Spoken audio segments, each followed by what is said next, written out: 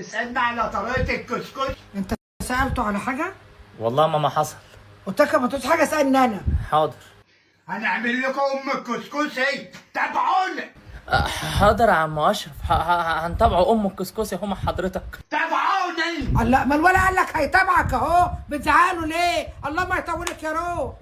طبعا من غير نار، عشان الكسكسي دي بتتعمل من غير نار، هتجيب شوية الكتاب قلبين ميتين ابوهم كده اهو على بعض كده.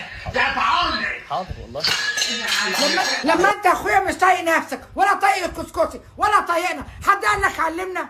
هو ده قريب ام محمد؟ الله اعلم. وتقوم جايب شويه بنت. تقوم جايب ايه؟ والله ما لحقت اسمع، كان بيحدف الكوس في وشي بس. الراجل في اللحمات مقويه قلبه ده. على دهان بهارات. خلص.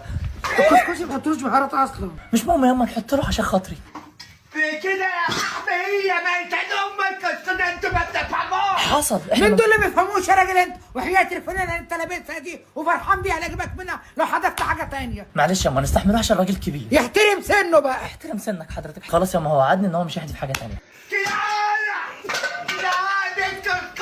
والله العظيم عايز الطريقه. هي فين طريقه الكسكسي دي؟ انت عملت حاجه، انت عملت حد بس في المواعين وتحدى هيجي لك فتاة يا راجل. والله العظيم ما بحب الكسكسي، انا اصلا بجيبه جاهز. عايز اسال سؤال بس. اسالي ياما. هو جايب هدوء الاعصاب ده منين؟